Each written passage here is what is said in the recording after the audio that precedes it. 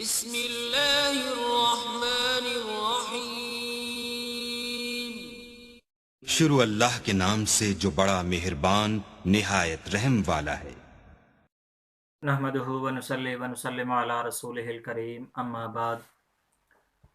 محترم ناظرین، السلام علیکم ورحمۃ اللہ وبرکاتہ۔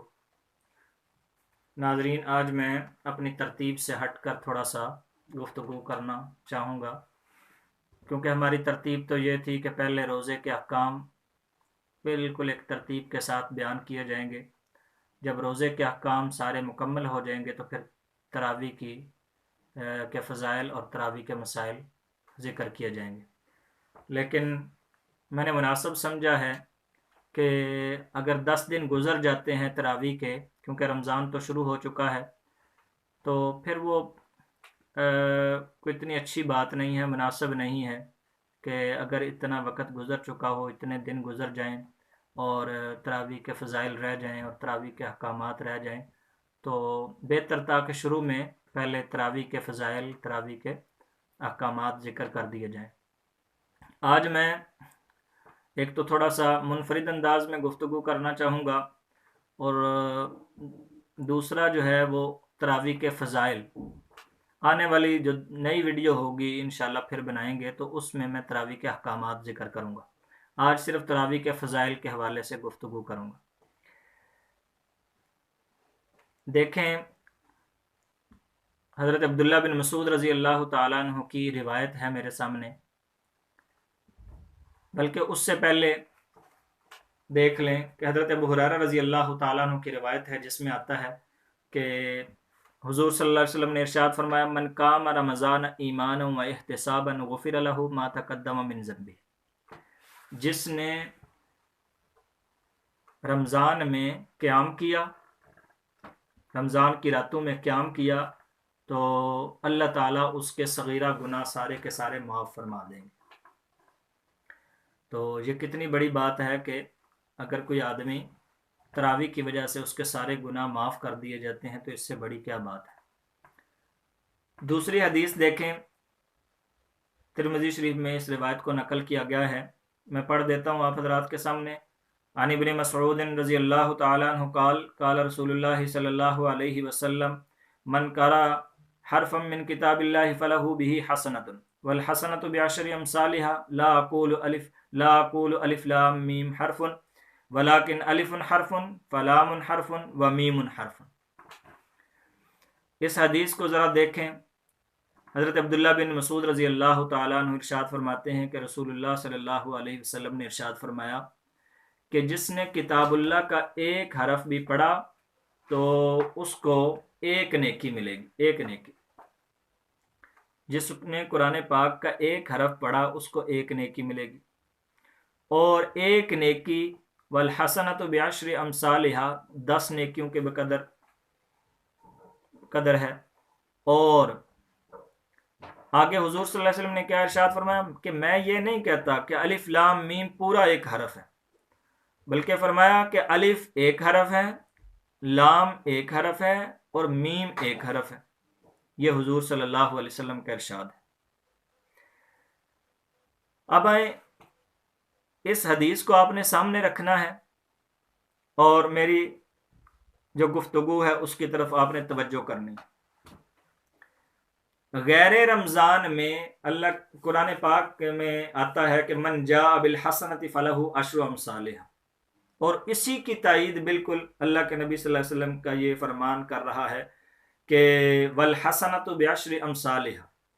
قرآن پاک میں بھی آیا کہ ایک نیکی وہ 10 گنا بڑھ جائے گی، اور حدیث پاک میں بھی اللہ کے نبی نے فرما دیا کہ ایک نیکی 10 کے بقدر ہے، اور یہ اقل درجہ ہے، اور ہے بھی غیر رمضان میں۔ رمضان کی بات نہیں ہو رہی، رمضان سے ہٹ کے بات ہو رہی۔ اور زیادہ کے بارے میں کیا فرمایا؟ واللہ یضاعف لمن یشاء، اللہ دگنا کر دیں گے، بڑھا دیں گے، وہ کتنا ہوگا وہ اللہ تعالیٰ جانتے ہیں۔ یہاں میں جو منفرد کہہ رہا ہوں نا کہ ایک نئے انداز سے گفتگو کرنا چاہتا ہوں، وہ یہ ہے کہ آج کل کرونا وائرس کی وجہ سے، لاک ڈاؤن کی وجہ سے سب لوگ گھروں میں محصور ہیں، اور اکثریت مسلمانوں کی ایسی ہے جو گھروں میں تراویح پڑھ رہی ہے، اور ان میں اکثریت بھی ایسی ہے جو حافظ قرآن نہیں ہوتی، تو پھر لوگ زیادہ تر کوشش یہی کرتے ہیں کہ سورۃ الفیل سے لے کر سورۃ الناس تک وہ تراویح میں صورتیں پڑھا کرتے ہیں۔ اب ان کا اگر آپ ان کو ڈبل کرتے ہیں، کیونکہ 10 صورتیں ہیں، 10 تراویح میں ہو جائیں گی، اور اگلی 10 تراویح جب رہ جائیں گی تو پھر نئے سرے سے شروع کرنا پڑے گا، تو ایک قسم کی یہ 20 صورتیں ہو گئیں۔ اور اسی طرح سورہ فاتحہ کو دیکھیں تو وہ بھی 20 دفعہ پڑھی گئی۔ اب دیکھتے جانا آپ نے، اللہ کے نبی صلی اللہ علیہ وسلم نے فرمایا کہ میں نہیں کہتا کہ الف لام میم پورا حرف ہے، بلکہ الف ایک حرف، میم ایک حرف، اور اسی طرح لام ایک حرف ہے۔ اور میں نے بتایا کہ غیر رمضان میں ایک نیکی کا اجر کتنا ملتا ہے؟ 10 کے بقدر، اور رمضان المبارک میں اللہ تعالیٰ اس کو بڑھا کے کتنا کر دیتے ہیں؟ احادیث مبارکہ کی روشنی میں 70 گنا۔ تو جب ایک حرف پڑھا قرآن پاک کا حدیث کے مطابق، تو ایک نیکی جو 10 گنا بڑھنی تھی بغیر رمضان کے، یعنی رمضان سے ہٹ کے، اب وہی جب ایک حرف آپ نے قرآن پاک کا پڑھا رمضان کے اندر تو وہ 70 گنا بڑھ گیا، نیکی 70 گنا ہو گئی۔ اب آئیں ذرا ان صورتوں کی طرف۔ یہ 10 صورتیں ہیں، میں نے ان کے حروف کو کاؤنٹ کیا ہے، تو دیکھیں سورۃ الفیل کے 93 حروف ہیں۔ یہ کم و بیش بھی ہو سکتے ہیں، بالکل غلطی بھی لگ سکتی ہے، کہیں غلطی دیکھیں تو معذرت چاہتا ہوں۔ سورہ قریش ہے تو اس کو 72 حروف ہیں، اور سورہ معون ہے اور تو اس کے حروف ہیں 108 یعنی 108۔ سورہ کوثر اس کے 44 حروف ہیں یعنی 44۔ سورہ کافرون 91، سورہ نصر 75، اور سورہ لہب 79، اور سورہ اخلاص 47، سورہ فلق 71، سورہ ناس یہ 75 حروف ہیں۔ یہ میں نے 10 صورتوں کے حروف کاؤنٹ کر کے ان کی تعداد لکھی ہے، تو ان کو آپ جمع کرتے ہیں تو یہ 877 کا مجموعہ بنتا ہے، جواب آتا ہے 877۔ اب یہ 10 صورتیں 2 دفعہ پڑھی گئیں تو پھر 877 اور ہو جائیں گے، تو اب 877 اور 877 کو جمع کیا تو کتنے ہو گئے؟ 1754۔ اب سورہ فاتحہ کی طرف آ جائیں۔ سورہ فاتحہ میں 122 حروف ہیں، کم و بیش، کمی بیشی ہو سکتی ہے، تو اب یہ کتنی دفعہ پڑھی گئی؟ 20 دفعہ۔ اب 20 کو 122 سے ضرب دینے سے یہ حروف بنتے ہیں 2440۔ اوپر ہم نے حروف بنائے تھے 20 صورتوں کے 1754، اور یہ سورہ فاتحہ کے جو حروف ہیں وہ 2440 ہیں جب اس کو 20 سے ضرب دی جائے 122 حروف کو۔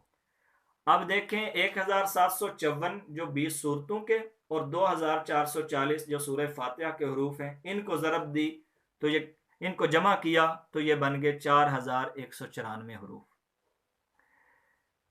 اب 4194 حروف کو چونکہ ہم رمضان میں، جو بھی آدمی رمضان میں 20 تراویح پڑھے گا، اپنے گھر میں پڑھے گا یا مسجد میں ہی پڑھتا ہے لیکن منفرد پڑھتا ہے، اکیلے پڑھتا ہے، تو وہ 20 تراویح پڑھے گا۔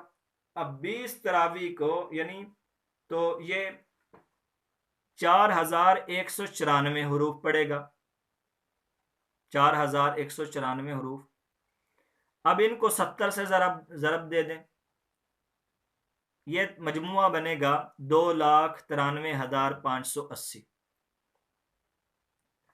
تو اس حساب سے احادیث مبارکہ کی روشنی میں کہ رمضان میں ایک نیکی 70 گنا بڑھ جاتی ہے، 70 نیکیوں کے برابر اس کا اجر ملتا ہے، تو ایک دن کی تراویح سے آپ کو صرف جو قرآن پاک آپ نے بذات خود پڑھا ہے اس پہ آپ کو 2,93,580 نیکیاں صرف ایک دن ملیں گی۔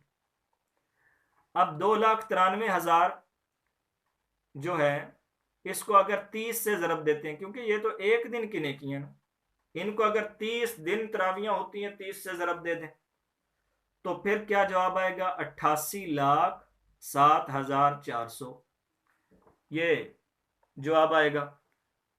مطلب یہ ہوا کہ اگر کوئی 30 دن تراویح پڑھتا ہے تو اس کی صرف اور صرف یہ سورہ فیل سے سورہ ناس تک اور 20 دفعہ جو روزانہ وہ سورہ فاتحہ پڑھے گا، اس کی وجہ سے 88,07,400 وہ نیکیاں کمائے گا۔ ابھی میں نے رکوع کی بات نہیں کی، اس میں کیا ملتا ہے، ایک سجدہ کرنے سے کیا ملتا ہے، اتحیات بیٹھنے سے کیا ملتا ہے، باقی اس میں جو درود شریف پڑھے گا نماز کے اندر اس میں کیا ملتا ہے، دعائیں پڑھے گا اس میں کیا ملتا ہے، اس کی طرف میں نہیں جا رہا۔ میں نے بالکل ایک آپ حضرات کے سامنے صرف اس وجہ سے رکھا ہے کہ ہم ان کو معمولی سمجھ لیتے ہیں۔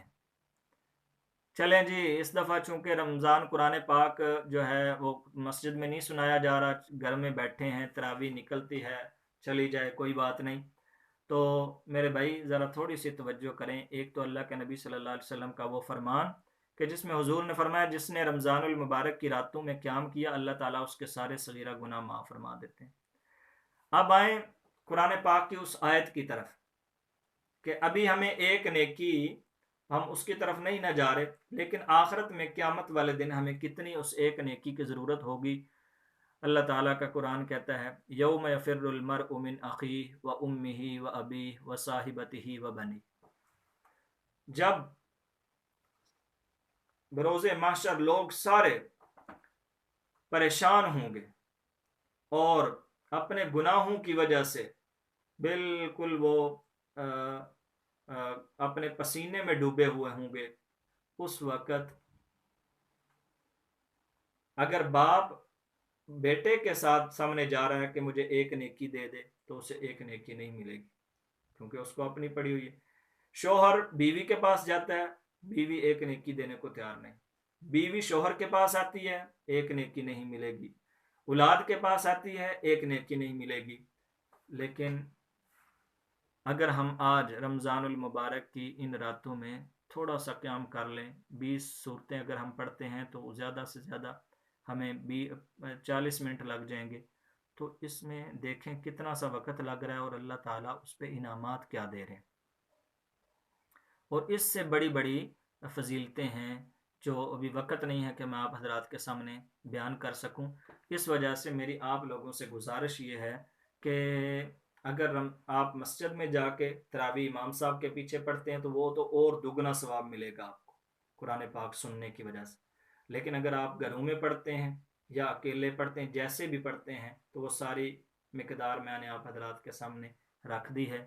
تو یہ رمضان المبارک شاید اگلی دفعہ ہماری زندگیوں میں آئے نہ آئے، اس وجہ سے اللہ تعالیٰ کے سامنے عاجزی کرتے ہوئے اپنا سر اللہ تعالیٰ کی بارگاہ میں حاضر کرنا چاہیے، عاجزی دکھانی چاہیے، تو امید ہے اللہ تعالیٰ سے کہ یہ وبا بھی ختم ہو جائے گی اور تراویح کا جو اصل مقصد ہے وہ بھی ہمیں حقیقی طور پر نصیب ہو سکے گا۔